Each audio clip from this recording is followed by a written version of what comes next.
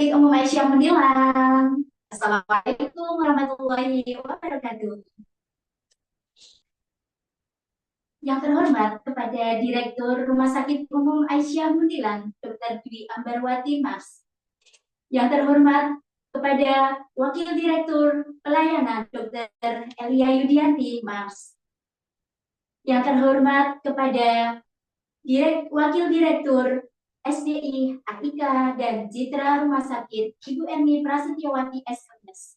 Tak lupa yang terhormat kepada Dr. Chandra Kurniawan, spesialis jantung dan pembuluh darah, dan juga seluruh sivitas Rumah Sakit Umum Aisyah Muntilan yang kami banggakan.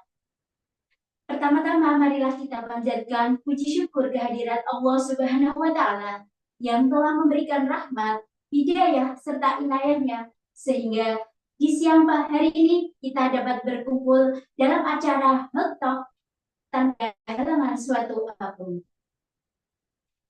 Tak lupa sholawat serta salam kita haturkan kepada junjungan Nabi besar Muhammad Sallallahu Alaihi Wasallam yang akan kita nantikan di Yaumul Qiyamah. Amin. Kita lanjutkan untuk acara berikutnya, sambutan terlebih dahulu oleh Ibu Direktur Rumah Sakit Umum Aisyah Muntilan, Dr. Dwi Ambarwati Mas. Waktu dan tempat kami persilakan.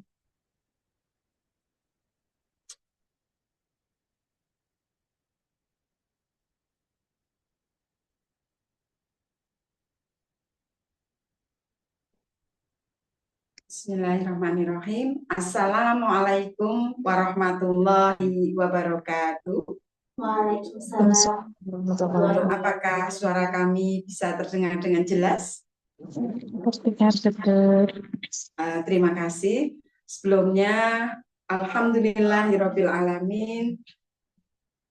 Kita panjatkan puji dan syukur pada Allah Subhanahu wa Ta'ala pada siang hari ini kita bisa berkumpul meskipun di dunia maya pada kegiatan Health Talk yang diselenggarakan dari Rumah Sakit Umum Aisyah Muntilan. Tidak lupa sholawat dan salam haturkan pada junjungan kita Nabi besar Muhammad Sallallahu Alaihi Wasallam, juga keluarganya, sahabatnya, dan semoga kita semua nantinya mendapatkan syafaatnya di yaumil akhir. Amin ya Pak. Pada siang hari ini sebelumnya kami ucapkan terima kasih kepada narasumber utama kami, Dr. Chandra Kurniawan, spesialis jantung dan pembuluh darah, yang sudah bersedia meluangkan waktunya untuk ngobrol bersama kita dan juga para hadirin untuk bersama-sama kita membahas tentang kesehatan jantung, khususnya berkaitan dengan kebiasaan orang dengan rokok dan rokok elektriknya. Pada kesempatan yang berbahagia ini, sebelumnya kita mohonkan maaf, waktu mungkin agak mundur sedikit karena penyesuaian tempatnya. Jadi Health Talk ini kita selenggarakan sebagai bentuk kepedulian kita terhadap meningkatnya penggunaan rokok, baik itu rokok konvensional maupun rokok elektrik, yang mana sebenarnya pemakainya adalah banyaknya generasi muda dan generasi produktif yang nanti bisa kita gali lebih banyak dengan Dr. Chandra, spesialis jantung dan pembuluh darah, apa bahayanya, apa risikonya. Kalau ini kan hanya rokok elektrik, paling nggak apa-apa dok, gitu ya. Nanti monggo Dr. Chandra bisa disampaikan lebih jauh lagi, karena anak muda dan orang-orang produktif itu adalah sebuah harapan masa depan bangsa Indonesia, ya. Kalau kita tidak menyadari, nanti tahu-tahu ada dampak kepada kesehatan kita, khususnya kesehatan jantung. Orang kadang berpikir rokok hanya berdampak pada kesehatan paru. Nah, nanti bisa dikupas tuntas di sini, ditanyakan lebih jauh, apakah juga jantung akan terdampak dengan rokok baik yang konvensional maupun yang elektrik.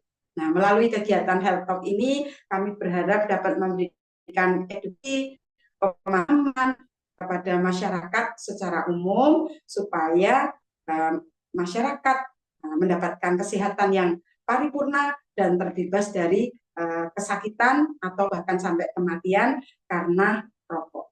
Nah, sebelumnya terima kasih yang kami ucapkan yang sebesar-besarnya kepada Dr. Chandra, juga kepada moderator, juga kepada panitia dan semua yang hadir lewat online pada siang hari ini. Selamat menikmati Health Talk pada siang hari ini. Semoga berjalan dengan lancar, mendapatkan ilmu yang bermanfaat dan barokah. Wassalamualaikum warahmatullahi wabarakatuh. Warahmatullahi wabarakatuh. Matur suwun Dr. Amda sampun memberikan motivasi support pada siang hari ini di acara Health Talk ini agar rumah sakit kita menjadi pelayanan yang lebih unggul. Ya, bagaimana nih para mitra Rumah Sakit Umum Aisyah Muntilan? Sapa dulu ini. Halo, selamat siang semuanya ya. Selamat siang.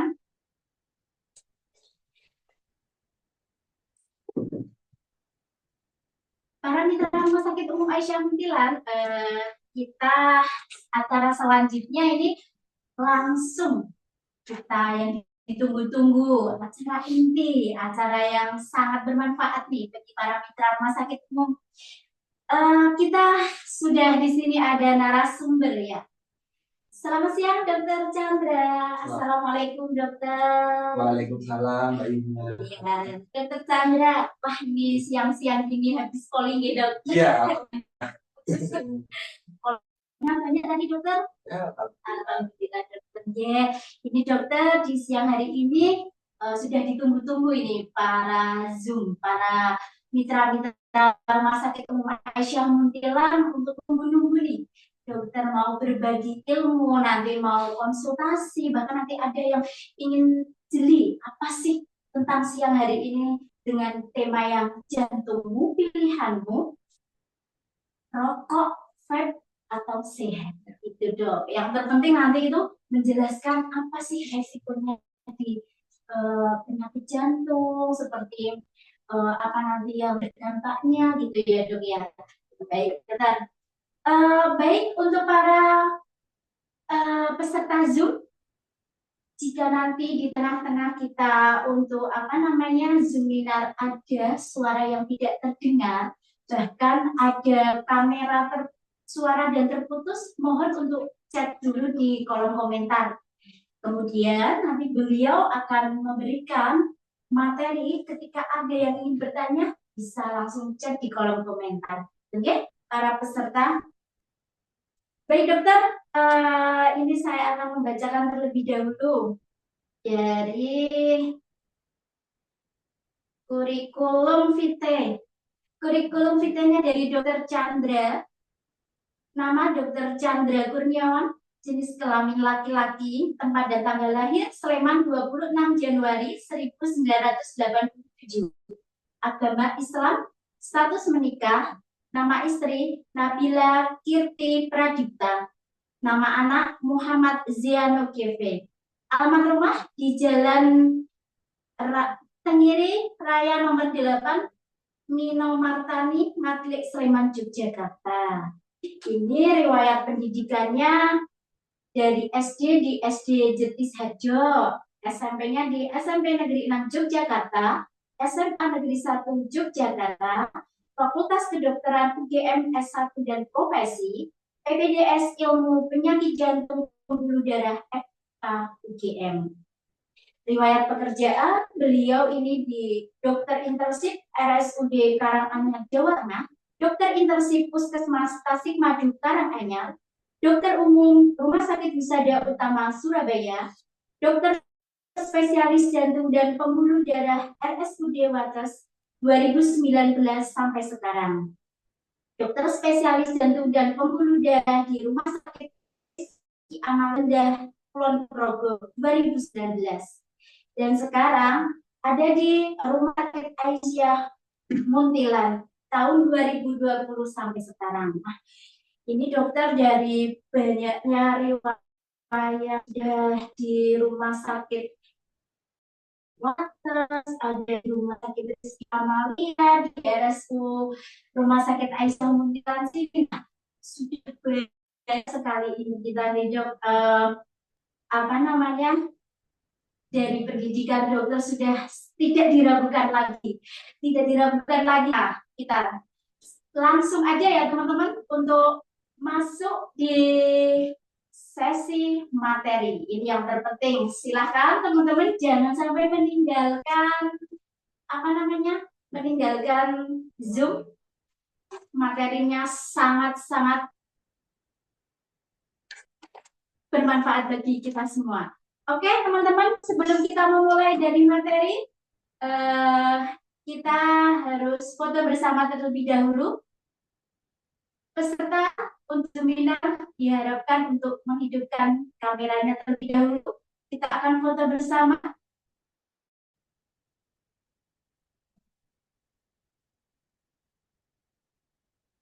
Ya, on cam-nya silakan untuk dihidupkan terlebih dahulu. Para mitra rumah sakit umum Aisyah Muntilan, silakan monggo.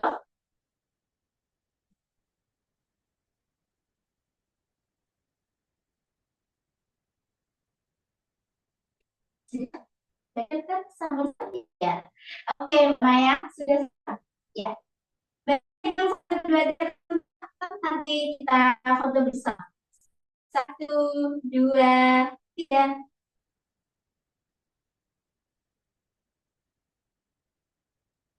Sudah.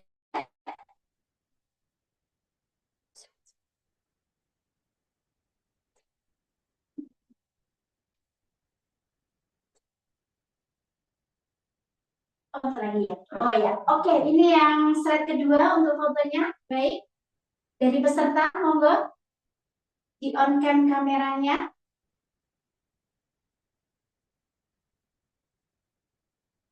Baik, siap. 1, 2, 3. Sudah. Oke. Oh, slide ketiga ini masih ketiga. Baik, pesertanya banyak ini sampai slide ketiga. Baik, oke. Slide ketiga kita mulai foto bersama. 1, 2, 3. Baik, terima kasih para mitra Rumah Sakit Umum Aisyah Muntilan sudah foto-foto bersama sampai 3 slide ini, Dok. Dan pesertanya, wah, alhamdulillah ini yang ditunggu-tunggu ya, Dok ya. Kita mulai saja, Dokter. Untuk siang ini ya, Dokter. Monggo. Monggo, Dokter. Oke, terima kasih atas waktunya. Ya, terima kasih teman-teman semua dan para peserta Zoom ya. Nah, nanti kita akan sama-sama membahas tentang materi jantung pilihanmu, vape, rokok atau sehat. Jadi fokus utama kita pada siang hari ini kita akan membahas tentang tema rokok dan juga rokok konvensional. Tapi ini akan saya tekankan ke rokok yang elektrik karena makin lama makin bergeser trennya itu ke rokok elektrik. Ada caranya dong kita nanti kita bahas tentang rokok elektrik. Kalau rokok konvensional tentu sudah banyak, apalagi kalau ke poli-poli jantung, ke poli saraf itu sudah pasti kita jelaskan bahayanya rokok-rokok, terutama yang konvensional. Tapi untuk yang rokok elektrik kan masih jarang. Nah, ini kita bahas. Oke. Jadi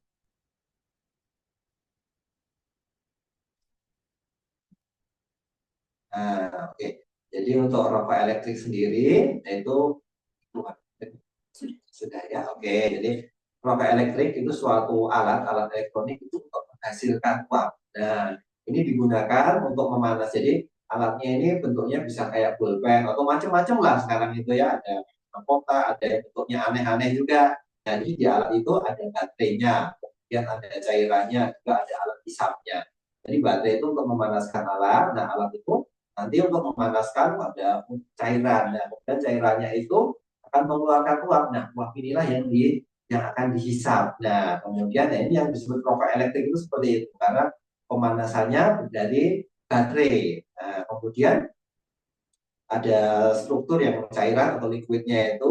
Kemudian kalau pada rokok konvensional kita menghasilkan karbon monoksida. Pada rokok elektrik tidak. Nah, rokok elektrik memang menghasilkan uap, tapi uap hasil pemanasan zat-zat tertentu yang memang dipanaskan. Jadi seperti merebus air itu, jadi keluar uapnya, tapi bukan seperti zat-zat sisa pembakaran itu enggak. Jadi bukan karbon monoksida. Kalau konvensional memang karbon monoksidanya memang akan dominan. Nah, rokok elektrik ini sempat menjadi populer. Kenapa? Karena rokok elektrik ini sendiri dianggap lebih aman daripada rokok konvensional. Padahal ya sebenarnya mereka punya resiko sendiri-sendiri ya. Jadi rokok elektrik ini awalnya itu diperkenalkan sebenarnya sudah lama ini Mbak Yunia, dari tahun 60-an. Dari tahun 60-an itu sudah ada. Tapi setelah itu kan terus mandek ya. Jadi sudah nggak ada lagi, baru di tahun 2000-an awal muncul lagi itu di Cina tahun 2003. Nah, 2003 itu mulai ada rokok elektrik. Nah, terus kemudian sampai sekarang rokok elektrik itu perkembangannya memang luar biasa sekali. Dan bahkan jadi kalau misalnya ditanya untuk penelitian selama 20 atau 30 tahunnya ya mungkin belum sampai ke sana, karena rokoknya sendiri baru mulai diciptakan ulang di 2000 awal itu, dan penelitiannya juga baru banyak juga setelah era 2005 ke sini. Jadi memang maksimal juga baru 20 tahunan. Jadi penelitiannya memang belum sedalam rokok yang konvensional. Nah, tapi memang dari penelitian itu ternyata memang sudah banyak ditemukan penyakit-penyakit yang diakibatkan oleh rokok elektrik ini. Jadi memang dia punya faktor resiko yang cukup besar juga ya. Jadi makanya kita perlu bahas ini benar-benar aman atau enggak. Jadi ternyata banyak yang enggak aman gitu. Nah, kalau dia nggak ada karbon monoksidanya, tapi memang zat-zat lainnya itu memang banyak sekali.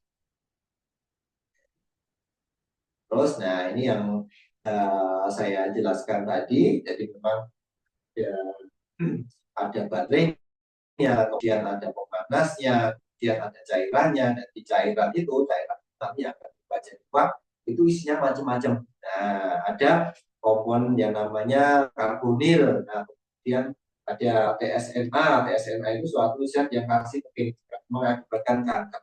Kalau yang karbonil tadi dia yang menjadi zat perasa. Nah, jadi rasa pada rokok elektrik ini macam-macam. Ada rasa vanila, ada rasa mangga, macam-macam lah pokoknya. Minta apa aja ada pokoknya. Sekarang itu yang paling populer rasa stroberi. Rasa stroberi ada. Padahal paling laris itu di mana-mana. Anak-anak aja pada tahu. Jadi memang ini kecenderungannya, makanya makin ke sini pengguna rokok elektrik ini makin muda. Bahkan di usia anak-anak sudah mulai memakai. Nah, ini yang bahayanya di situ. Terus kemudian ada zat yang namanya VOC itu, dia ada kandungan benzena. Benzena ini membuat leukemia, ya sudah diketahui membuat leukemia juga. Kemudian untuk owen ini untuk peradangan juga, dia akan untuk peradangan saluran nafas dan lain-lain. Kemudian juga rokok elektrik ini karena namanya kan juga elektrik ya, tentu ada bagian dari baterainya dan lain-lain. Itu ada kontaminasi logam berat seperti nikel, kemudian tembaga, kemudian timah dan timbal. Nah, buat tubuh itu cukup berat. Buat tubuh itu berat. Jadi makanya rokok elektrik ini bahaya. Nah, kemudian kalau dari perkembangannya yaitu tadi memang makin hari makin berkembang. Kalau dulu harus pakai, sekarang tidak bisa pakai USB, tidak bisa ya. Nah, kemudian zat-zat yang berbahaya dalam vape ini, yang tentu saja namanya rokok elektrik ini kan dia rencananya menggantikan rokok yang konvensional. Nah, tentu komponen utama yang didambakan adalah nikotin, ya. Karena nikotin ini memang dia punya efek ya, kita bisa sedikit kecanduan dengan nikotin ini ya. Jadi makanya pasti akan ada nikotinnya. Memang memang saat ini memang ada juga rokok elektrik yang tanpa nikotin. Itu juga bisa tanpa nikotin. Jadi ya udah cuman ngisep rasanya aja. Nah, tapi itu juga berbahaya juga. Jadi kalau nikotin ini nanti memang macam-macam, dia bisa membuat tekanan darah, bisa merusak pembuluh darah, yang sudah ada penelitian yang sudah puluhan tahun ya pada faktor resiko jantung yang secara klasik itu memang salah satunya memang adalah rokok konvensional yang nikotinnya itu. Kemudian ada juga yang untuk zat-zatnya cairannya itu ada yang formaldehyde atau asetaldehyde. Itu suatu zat yang karsinogenik juga. Terus kemudian dia juga uapnya itu dia juga bisa merusak paru-paru juga, saluran paru-paru juga. Dan kalau logam berat tidak jelas, logam berat itu memang untuk tubuh ini memang toksik ya. Nah, nanti akan kerusakannya cukup banyak juga. Ya. Kemudian ada zat yang namanya diasetil. Nah, diasetil itu salah satu perasa bikin enak gitu ya. yang bikin enak, bikin kecanduan. Diasetil ini nanti akan menyebabkan suatu kondisi paru-paru yang disebut dengan popcorn lung. Nah, jadi kondisinya kalau di foto itu nanti paru-parunya itu seperti ada popcorn jagung-jagung gitu. Nah, ya bergerombol gitu ya. Banyak sekali. Nanti ada gambarnya juga. Itu kondisi yang memang sekarang kok makin lama kok makin sering. Terus kalau dibandingkan dengan rokok konvensional sendiri, rokok konvensional sendiri kan bahan kimianya juga banyak juga, lebih dari 7.000, kemudian karsinogen, kemudian mengandung karbon monoksida itu kan sudah diteliti sudah lama sekali. Dampaknya memang kanker, kemudian kalau penyakit paru, obstruksi, kemudian ada serangan jantung, terus kemudian ini sudah penelitiannya sudah 2 tahun. Kemudian kalau untuk dampak pada paru-parunya, ini mulai dari satu iritasi saluran nafas atas, kan kita menghirup manunya ya, uapnya ya, uapnya itu akan mudah teriritasi. Dan kalau sudah teriritasi, masuk ke saluran paru, bisa membuat radang paru atau kita sebut dengan pneumonia. Nah, terus kemudian akhirnya di tahun belasan ya sebelum beberapa waktu sebelum COVID ini mulai muncul namanya EVALI. EVALI itu suatu penyakit paru akibat rokok yang elektrik. Nah, dia muncul di 2000 antara mulai 2015 sampai 2019 itu penyakitnya populer sekali ya, makanya mulai di beberapa negara rokok elektrik ini sudah dilarang. Tapi di Indonesia malah makin lama makin marak ya. Jadi Terus selain itu juga meskipun dia bukan nggak dibakar langsung, tapi radikal bebasnya juga. Oke, jadi sekilas nanti kita bahas tentang EVALI ini. Ya, tapi ya EVALI itu cigarette or vaping product is associated lung injury. Jadi penyakit paru-paru akibat rokok elektrik ini. Jadi paru-parunya ini kotor semuanya. Kalau kita gambarnya bisa dilihat pemirsa ya, ini kan. Nah, ini gambarnya kotor sekali. Jadi yang pinggir-pinggir itu gambar paru yang kotor karena efek dari rokok elektrik. Dan biasanya kalau yang kasus pada EVALI ini gejalanya ini akut dan berat. Akut itu seketika itu juga dan kondisinya berat. Jadi tiba-tiba dan berat. Jadi penyakit itu dibagi dua, satu akut, satunya kronis. Kalau akut itu langsung terjadi dan berat. Kalau kronis itu bertahap ya. Nah, kalau yang EVALI ini mendadak dan sangat berat.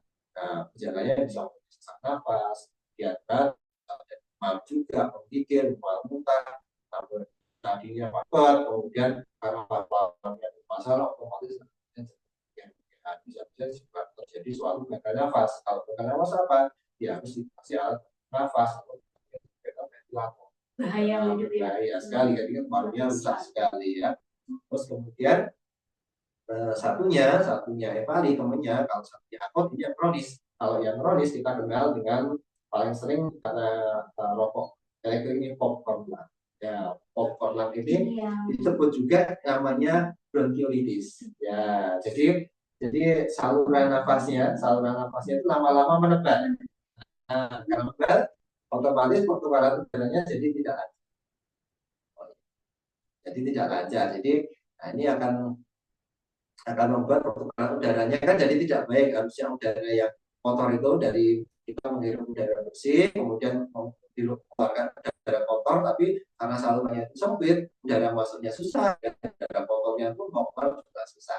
Nah, ini yang akan membuat kita mudah sesak kalau terlalu banyak menghirup menghirup asap dari rokok elektrik ini. Dan gambarannya pun, nah, seperti dilihat di slide, ini memang seperti gambaran popcorn ya. Wah, ini makin lama gambarannya makin seperti itu ya. Ini contoh yang agak ekstrim ya. Ekstrim. Tapi kalau awal-awal nggak sampai kayak gini ya. Tapi sesat. Kemudian selain dampak pada paru-paru, nah yang pokok bahasan kita utama di sini pada jantung dan pembuluh darah. Nah, pada jantung sendiri, namanya kan ada nikotin dan zat-zat yang lainnya, itu denyut jantung akan meningkat. Nah, peningkatan di jantung ini ya kondisi yang bukan kondisi baik, karena yang meningkatkan jantung, maka kerja jantungnya akan meningkat. Ya, pada pasien-pasien yang sudah mengalami gangguan jantung dengan peningkatan denyut jantung ini, nah, ini repot ini. Jantung akan mudah kekurangan oksigen. Nah, bisa terjadi serangan jantung ulang, bisa nyeri dada dan yang kemudian juga dengan zat-zat yang berbahaya ini bisa membuat juga respon saraf simpatis. Jadi saraf simpatis itu kalau dia bekerja itu gerak jantungnya akan makin cepat, pembuluh darahnya akan makin sempit. Nah, kalau makin lama itu teraktivasi terus-terusan karena terinduksi oleh rokok elektrik ini, lama-lama tensi akan naik. Dia otomatis kerja jantung dan pembuluh darah itu makin berat. Terus untuk itu dampak pada jantungnya. Nah, pada pembuluh darahnya sudah ada lagi. Padahal jantung dan pembuluh darah itu bekerja bersama. Jantung, pembuluh darah, akhirnya nanti sampai di otak itu bekerja sama. Jadi makanya komplikasi dari rokok elektrik ini banyak sekali. Ya, dari pembuluh darahnya sendiri, karena akibat dari zat-zat yang berbahaya ini ya salah satunya tadi disebutkan COVID dan lain-lain, itu membuat pembuluh darah itu mudah teriritasi. Kalau mudah teriritasi, pembuluh darah itu mudah terluka. Nah, kalau pembuluh darah itu mudah terluka, otomatis zat-zat yang membuat pembuluh darah, jadi aliran darahnya itu makin tidak lancar. Karena seperti ada yang namanya platelet itu bagian dari sel darah yang pembuluh darah itu dia akan nempel di tempat-tempat yang luka ini. Nah, akibatnya darah itu akan mengental. Nah, jadi alirannya jadi tidak lancar karena darahnya seakan-akan mengental karena terjadi aktivasi platelet. Nah, terus juga lama-lama di situ terjadi juga penyumbatan juga.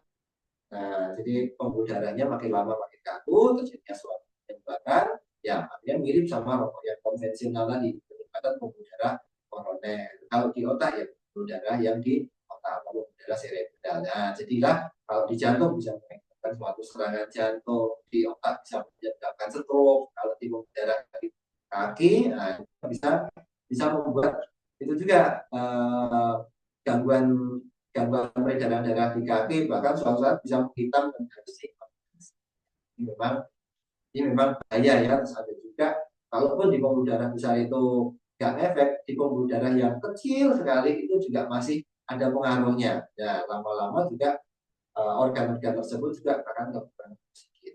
Hanya itulah bahayanya, meskipun dia elektrik dibilang aman, tapi ternyata makin tidak aman ya. Kita lanjutkan. Nah, ini contohnya, ini tadi yang sudah kita bahas juga ya, zat bahaya, ada nikotin, ada glikol, terus kemudian ada perasanya. Propylglikol itu sebenarnya ya perasa itu. Terus kemudian nitrosamin yang dia memang karsinogen itu memang memicu kanker sekali. Kemudian ada yang logam itu yang memicu peradangan di pembuluh darah, terus kemudian merusak pembuluh darah, itu yang untuk yang logamnya tensinya di sini.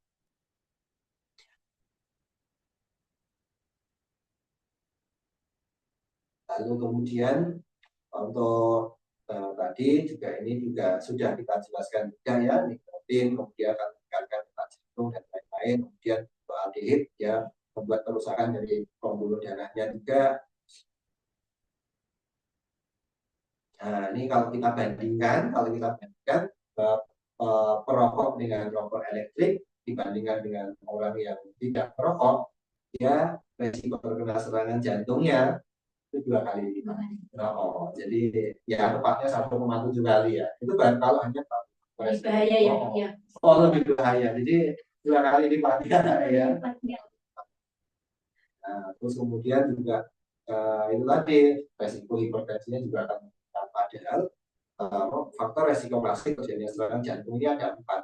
1, perokok, yang kedua hipertensi, yang ketiga diabetes, yang keempat kolesterol. Nah, bahkan kalau misalkan dengan kita mengkonsumsi ini rokok elektrik, tapi mengkonsumsi nikotin juga, penggunaannya besar juga, kolesterol juga penyumbatannya makin gampang juga. Ya, jadi memang ya ini pendatanya nanti. Terus kemudian, nah ini untuk gejala keracunannya mulai dari yang ringan, ini bisa dari mual, muntah, sakit kepala, kemudian mulai pusing, terus kadang-kadang rasa terbuka di mulut atau tenggorokan. Ini masih kategori ringan. Kemudian kalau sudah sedang, ini bisa mulai kelelahan, kemudian hebat, dan sampai diare, kemudian tekanan darahnya ini bisa ngedrop juga karena sudah terjadi peradangan di mana-mana. Jadi kalau jangka panjangnya memang tensinya naik, tapi kalau jangka waktu pendeknya, kalau peradangan itu dia bisa juga. Kemarin itu ada pasien loh, umurnya tuh masih muda, 23 tahun ya, udah datang ke UGD itu sesak. Ternyata itu di kaki ya, itu hasilnya Einstein. Dengan umur yang masih 23 tahun, nah itu faktornya mungkin dari apa vape gitu ya dok ya, apa dari rokok gitu ya, bisa jadi ya dok ya. Bisa banget. Jadi makin kesini memang tren pasien serangan jantung itu ya. Gak kenal usia itu 23 tahun ya. 23 tahun ya. Ada yang lebih muda juga di usia 21 juga. Malah ada lagi dok. Tapi memang yang dulu memang lebih ke ini ya, rokok yang konvensional. Ini nggak banyak yang ngalamin. Kalau untuk serangan jantung sendiri saya juga pernah melakukan juga itu di terakhir kemarin di usia 16 tahun. Itu baru umur SMA ya dok. Baru SMA. Baru mau SMA itu. Hanya COVID ini ya jadi ya. Kemudian yang tadi yang keracunan nikotin ya, yang seluruh karena ya memang bisa terjadi suatu ada masalah di komunikasi.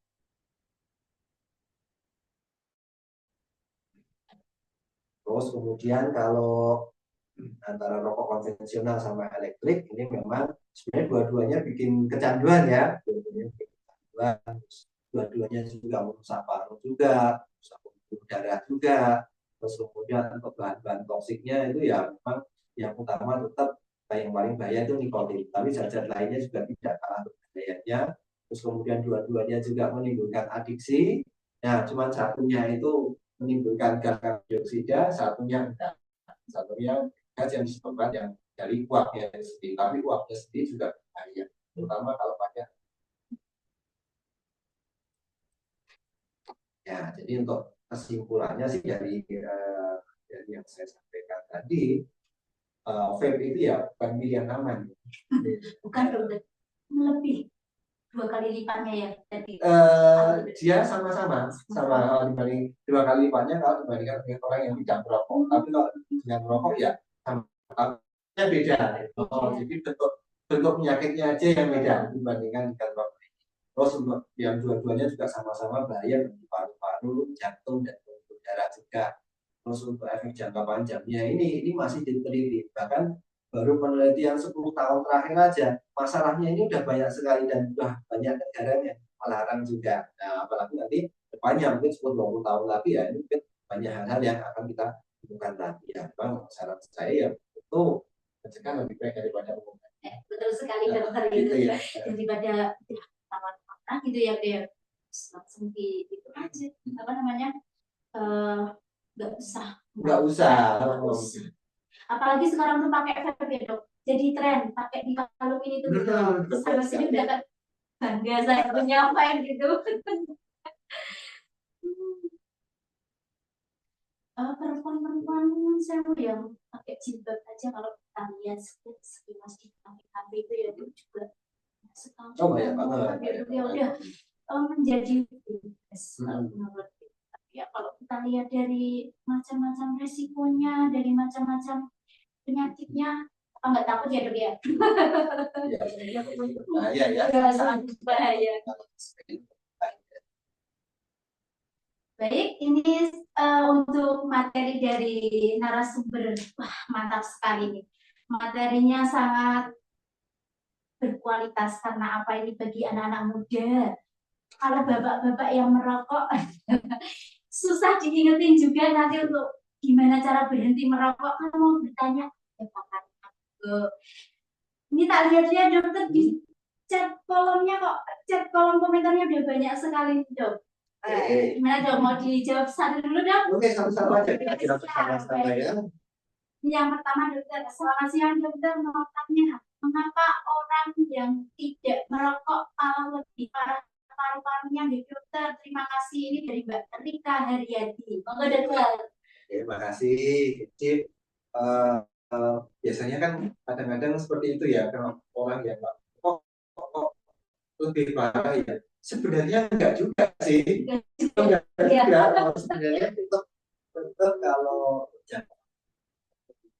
ada yang tidak merokok ya. Kalau nggak merokok terus kemudian dia makan, mungkin memang daya tahannya kan sudah kurang.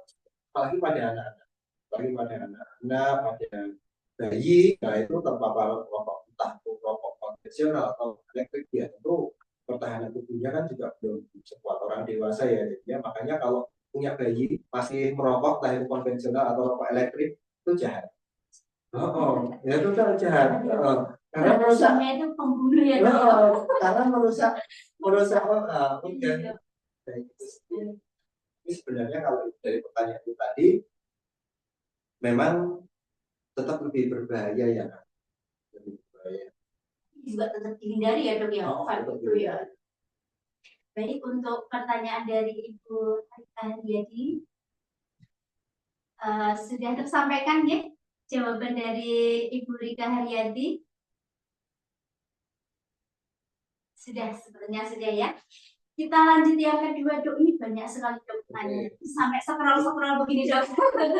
Ini yang kedua ada dari Ibu Arum Rahmandani. Selamat siang dokter, izin bertanya. Contoh kelainan lahir pada bayi yang disebabkan oleh rokok itu apa aja? Kayaknya ini ibunya Ini baru ya.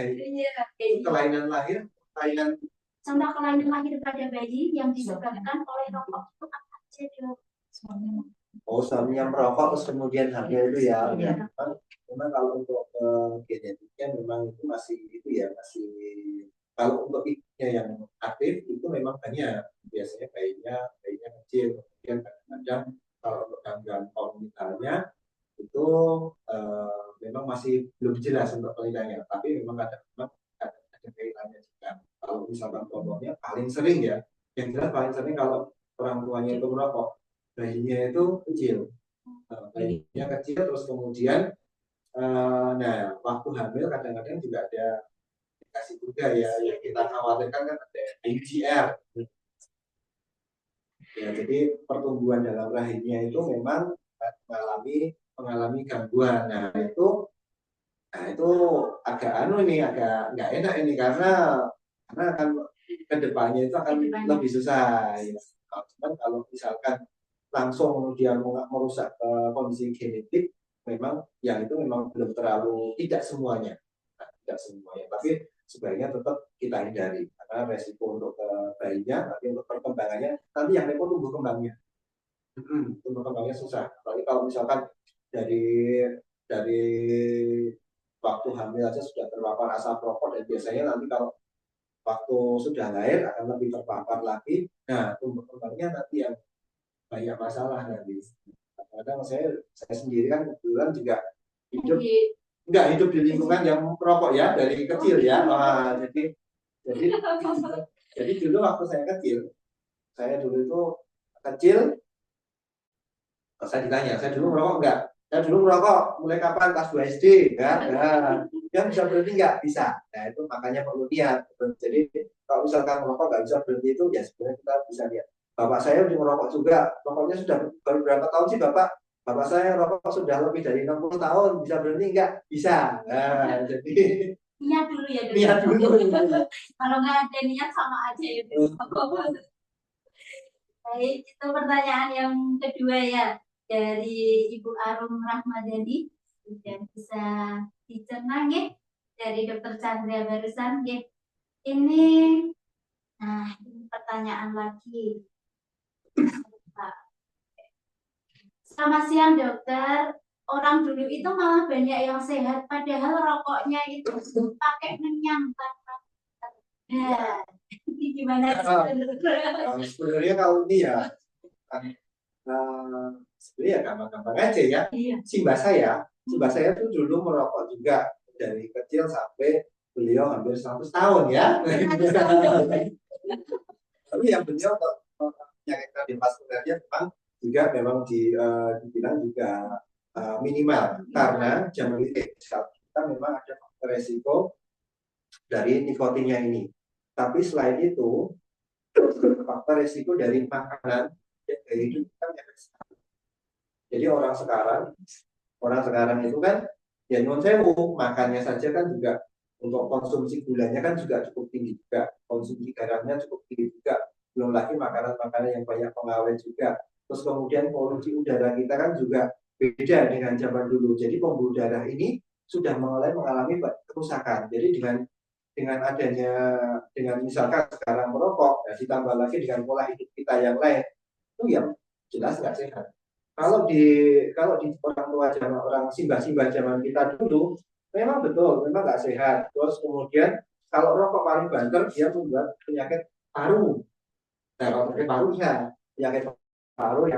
paru yang obstruksi itu memang dari zaman dulu sampai sekarang juga tetap ya. Tapi untuk kondisi yang terjadi ini memang kenapa kok lebih terasa di zaman sekarang? Karena faktor-faktor lingkungan itu tadi ada gula yang tinggi, kemudian kolesterol yang tinggi, kemudian asupan garam yang tinggi, itu yang sangat berbahaya. Penyertanya ya dok. Nah, penyertanya itu bahaya. Komorbidnya itu yang berbahaya.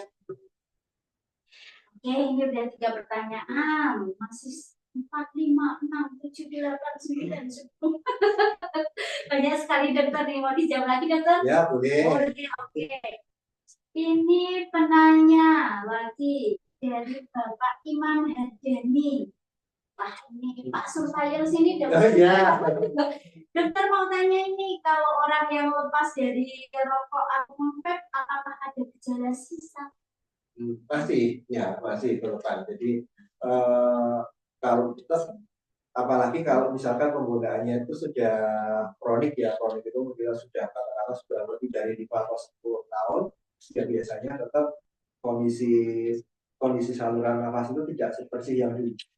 Ya tetap mungkin tetap batuk itu tetap ada. Kemudian kondisi saluran nafasnya pun tetap tidak akan sebaik yang dulu ya.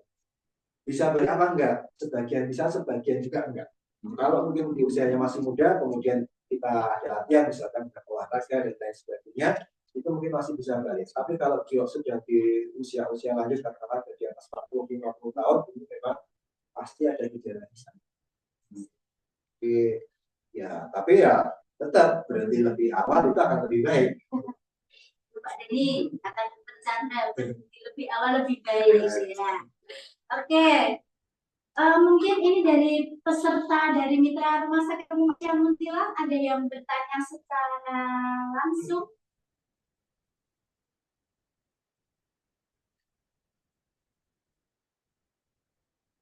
Belum ada ya? Baik. Kita lanjut ke chat selanjutnya.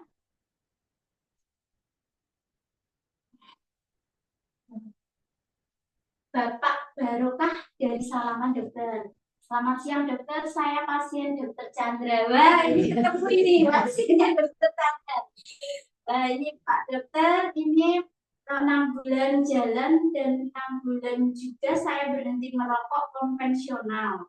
Terima kasih pencerahannya dok. Yang saya mau tanyakan, kadar nikotin pada paru saya yang sudah lama lebih dari setahun, lebih saya merokok bisa hilang tidak dok? Terus berapa lama hilangnya nikotinnya?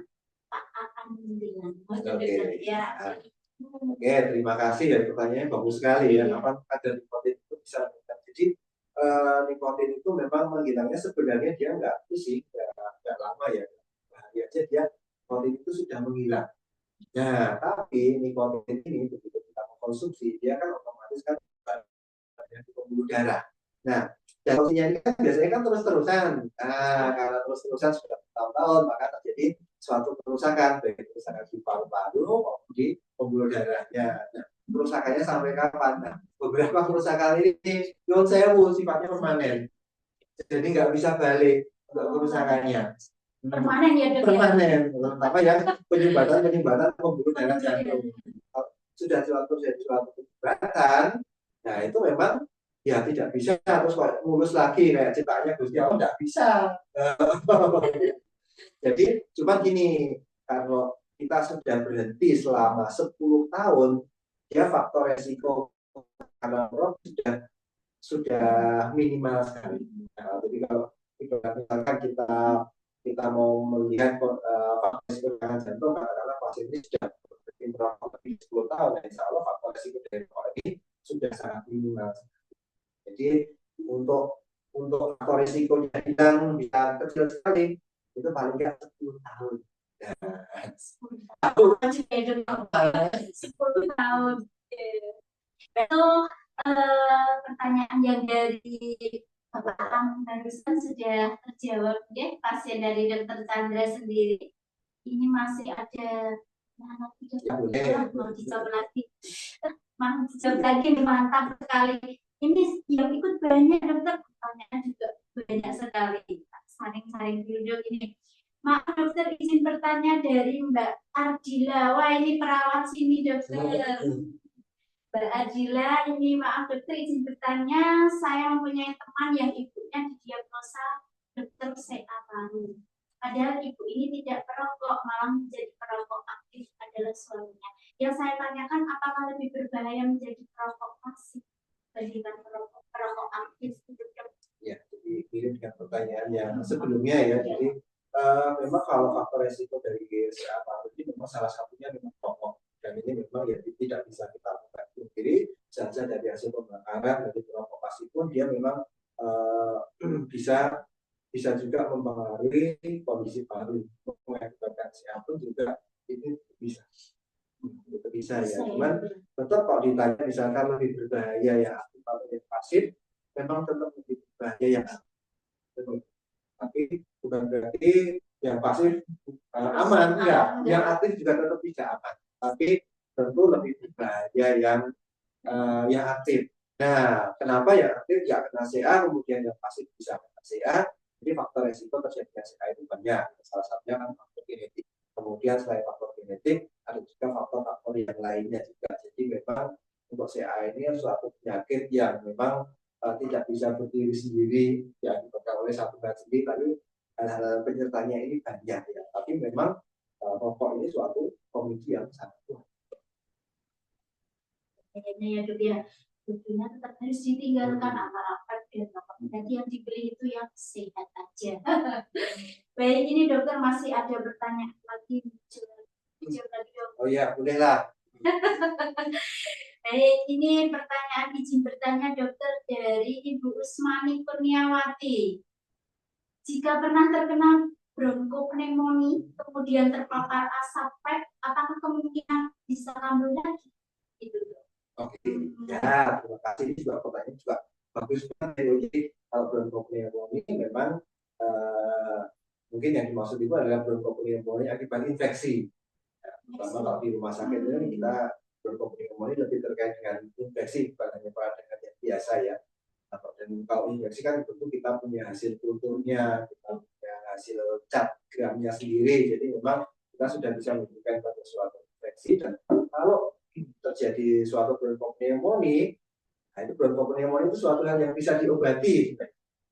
Setelah diobati, setelah sembuh, beberapa bisa pulih sempurna, beberapa enggak. Tapi kalau di perjalanannya, terus kemudian terkena asap rokok banyak, terkena asap rokok baik konvensional maupun yang elektrik ini, ya tentu pemulihannya jadi lebih lama. Kalau pemulihannya dibiarkan terlalu lama, otomatis peradangannya akan makin lama. Peradangannya makin lama, nah, terjadi suatu jaringan-jaringan parut yang kondisi parutnya tidak seperti itu. Jadi ke belakangnya tidak baik juga. Makanya Kalau habis kena infeksi paru, ya bisa mungkin namanya asap rokok itu jangan asap rokok ya, asap pembakaran sampah, pembakaran dapur aja tetap harus kita hindari. Itu ya Ibu Usmani untuk pertanyaannya sudah terjawab. Ini mungkin dari mitra Rumah Sakit Umum Aisyah Muntilan ada yang mau bertanya secara langsung? Bisa diaktifkan mikrofonnya, saya ingin bertanya, monggo. Ada yang mau bertanya? Saya Dok.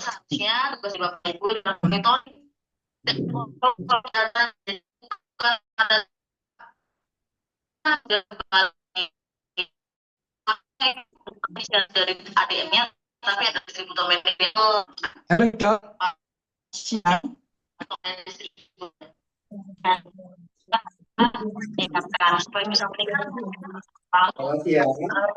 Ya, tadi Dok menyimak dari kita ini kan saya sendiri mantan perokok ya Dok.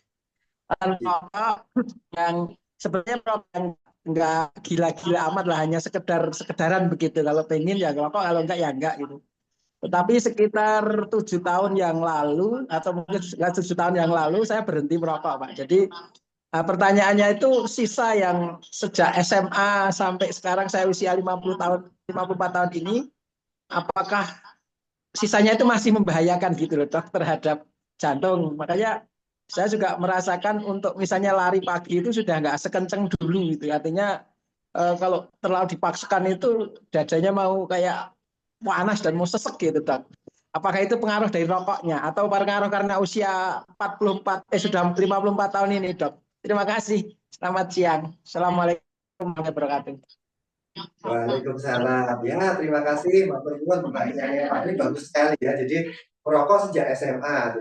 Jadi begini, proses terjadinya penyumbatan pembuluh darah atau penyempitan itu sudah dimulai sejak usia 10 tahun.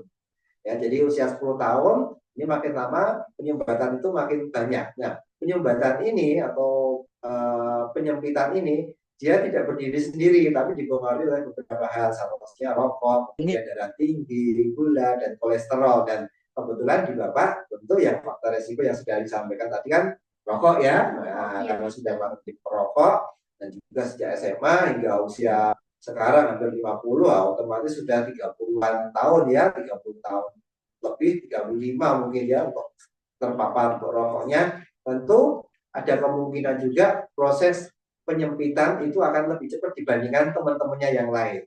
Kok bisa disimpulkan dari situ? Karena dari jangan sewu dari keluhannya Bapak sendiri ya mungkin kok kalau untuk aktivitas agak berat kok dadanya sudah mulai agak sesek, kemudian dadanya agak panas ya. Ini mungkin juga ada tanda-tanda juga efek dari penyumbatannya ini juga bisa. Nah, makanya tetap ya gimana pun juga tetap rokok tetap harus dihindari ya. Jadi memang meskipun sudah berhenti selama 7 tahun, tetap efek sisanya kalau sudah terjadi suatu kerusakan itu memang kita tidak bisa mengembalikan seperti semula. Nah, kita memang bisa memperbaiki sedikit demi sedikit, tapi non sewu kalau mau kayak ciptaan yang di atas tentu tidak bisa. Ya, tapi kita tetap bisa berusaha. Satu, kita dengan berhenti merokok. Terus yang kedua, olahraga tetap harus rutin. Nah, olahraga tetap harus rutin meskipun sudah berhenti merokok. Olahraganya harus rutin, olahraganya nggak usah berat-berat.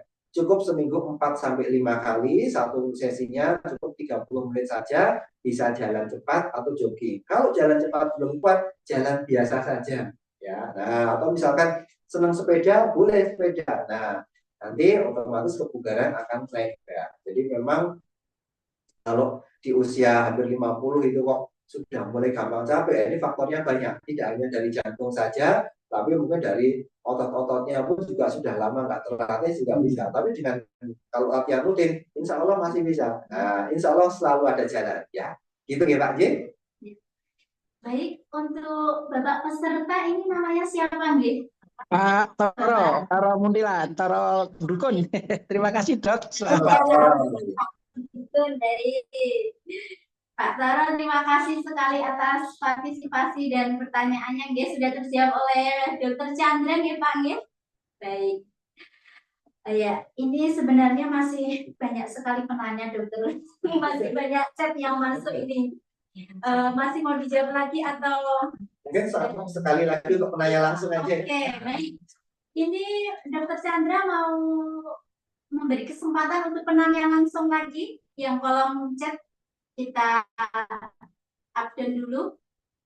Monggo. Yang mau bertanya langsung silahkan.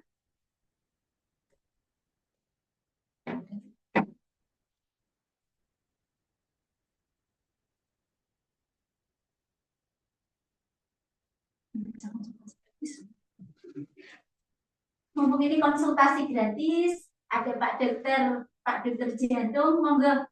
Siapa yang mau konsultasi?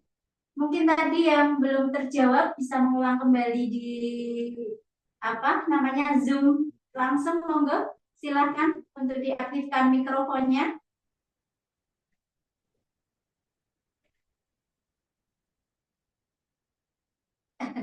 Sepertinya ditunggu-tunggu ini belum ada dokter. Ya, Ini kalau gitu satu pertanyaan terakhir dari Baje ya. Untuk siang hari ini satu pertanyaan terakhir. Ini dari Ibu Dwi Ratnasari. Selamat siang dokter, izin bertanya, untuk asap vape dan asap rokok biasa, apakah sama bahayanya untuk perokok pasif? Oke. Ayo.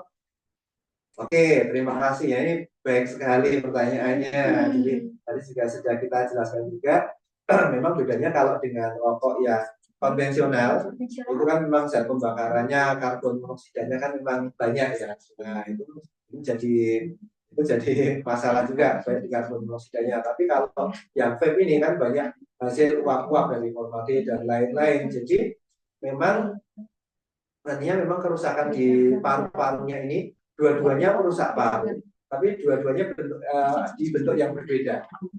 Satunya ya penyakit paru obstruksi kronis, ya satunya itu tadi yang lebih cepat terjadi suatu evali, atau evali itu yang tiba-tiba sesek dadakan itu, atau kalau dalam waktu yang lama jadi popcorn disease itu tadi, bentuk paru-parunya jadi kayak popcorn itu. Tapi kalau yang konvensional memang jadi penyakit paru obstruksi yang kronis juga ya. Jadi memang dua-duanya bahaya. Ya, dua-duanya bahaya. Sudah ditekankan ya Mbak, antara vape dan rokok nggak usah dipilih. Nggak usah dipilih. Tinggalkan aja ya kan. Baik, Ibu Dwi Ratna, ini sudah terjawab ya dari pertanyaan Dokter Chandra. Ini pertanyaan terakhir. Sangat-sangat menarik sekali, semua yang tadi bertanya sudah dijawab. Dari apa namanya resikonya, bahayanya, tidak mengenal usia. Nah itu juga apa namanya harus kita cerna, harus kita dengarkan, harus kita lakukan. Apalagi yang masih mengkonsumsi rokok, kalau bisa ya ditinggalkan. Vape-nya ini yang menjadi tren saat ini, kalau bisa juga harus ditinggalkan. Berarti pilihannya dari judul itu dok, antara vape, rokok, sehat, berarti yang sehat. Mantap. Baik dokter, untuk apa namanya Health Talk siang hari ini sudah berjalan dengan lancar. Alhamdulillah dokter, ini pertanyaannya sangat antusias dari beberapa penanya juga, pesertanya ini 2 kali lipatnya dokter dari yang kemarin. Antusiasnya lebih wow gitu ya dok ya. Baik. Untuk mitra Rumah Sakit Umum Aisyah Muntilan, ini saya akan memberikan pengumuman sesuai dengan flyer kemarin yang sudah ada di sosial media untuk 3 penanya pemenangnya. Baik, yang pertama ini penanya pertama adalah Bapak Toro. Ya, Bapak Toro. Tadi yang dari Dukun, Bapak Toro, selamat ya Bapak Toro. Yang kedua, baik, terima kasih.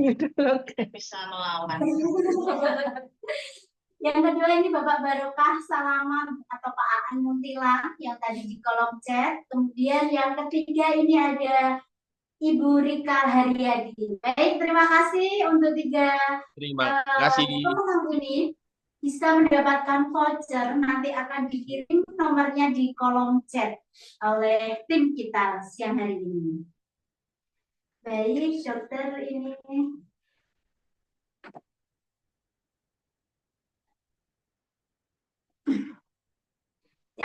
ini. Sebelum beliau mau kundur, mau selesai di acara siang hari ini, saya akan memberikan sedikit edukasi tentang jadwal polinya dokter di Rumah Sakit Umum Aisyah Muntilan, terutama dari Poliklinik Jantung dan Pembuluh Darah. Dr. Chandra Kurniawan, spesialis jantung paru, jadwal prakteknya itu hari Rabu jam 8 sampai selesai, Jumat jam 15 sampai selesai. Kemudian dokter yang kedua ada Dr. Sudiyoko, spesialis jantung paru. Jadwal prakteknya hari Selasa jam 16.30 sampai selesai. Hari Sabtu jam 13 sampai selesai. Kemudian yang satu lagi ada Dr. Danang Setiabudi, spesialis jantung paru. Hari Senin jam 15.30 sampai jam 18.30. Kemudian hari Kamis jam 14.30 sampai jam 17.00. Nah, itu di Rumah Sakit Umum Aisyah Muntilan. Para mitra semua bisa kontrol dengan dokter, ada 3 dokter jantung dan pembuluh darah. Begitu ya dok, hari ini berarti tadi udah jadwal poliadernya hari Rabu. Baik. Kemudian dari saya makan. Oh iya. Jangan lupa juga untuk health talk selanjutnya akan diupdate di Instagram Rumah Sakit Umum Aisyah Muntilan, bisa diakses di IG. Sekarang sudah punya IG, semuanya bisa diakses. Nanti lewat status dari admin Rumah Sakit Umum Aisyah Muntilan juga bisa diakses. Gitu, ya. Nanti untuk health talk selanjutnya akan pasang flyer selanjutnya juga akan diumumkan di IG Rumah Sakit Umum Aisyah Muntilan. Baik, dokter. Oh ini apa? Oh iya, ini yang terbaru dokter, mohon maaf, ini yang terbaru di rumah sakit kita. Ada layanan poliklinik jantung dan darah.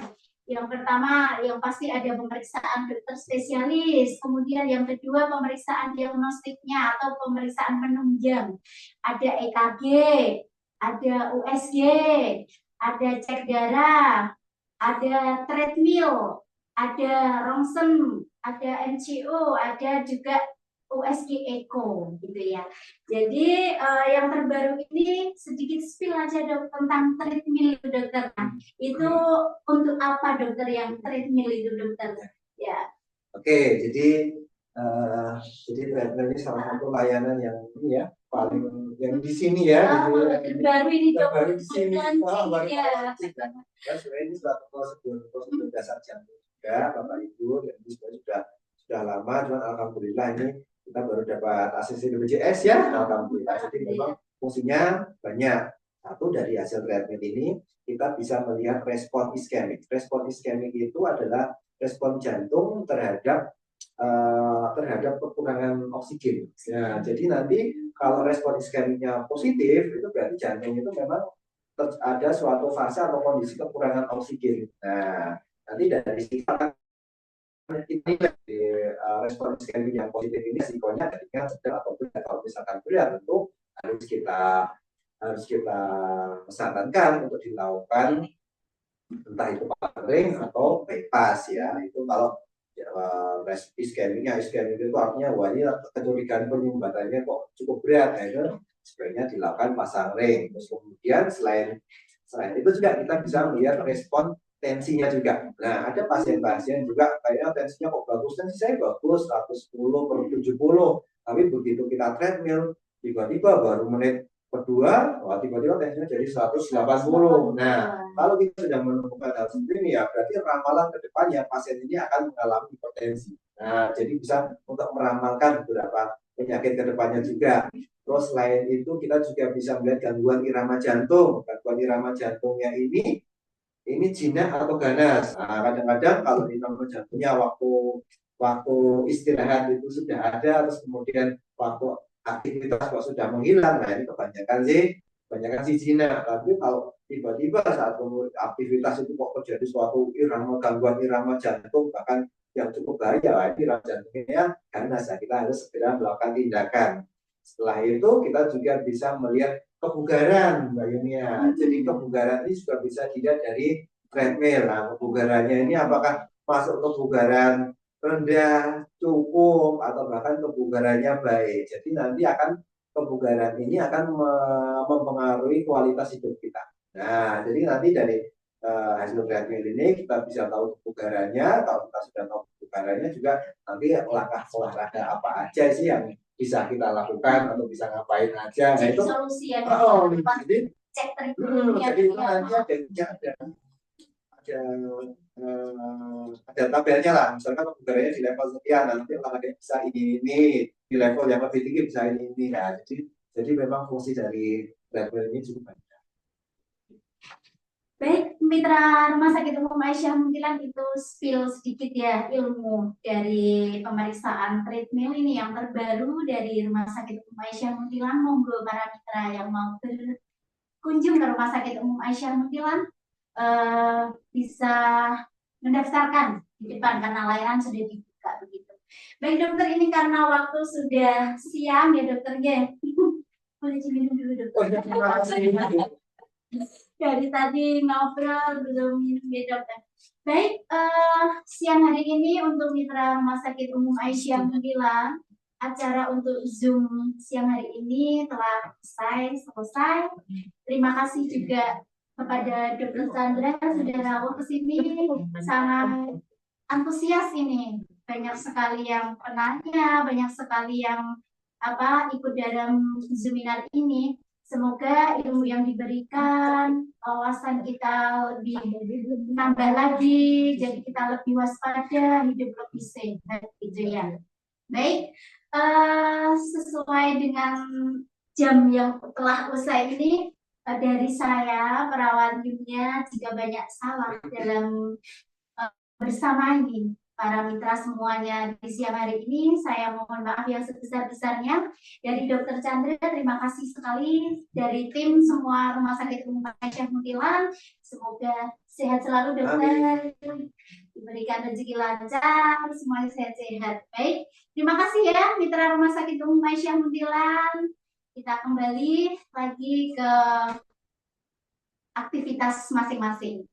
Billahi fi sabilil haq fastabiqul khairat. Assalamualaikum warahmatullahi wabarakatuh. Waalaikumsalam warahmatullahi wabarakatuh.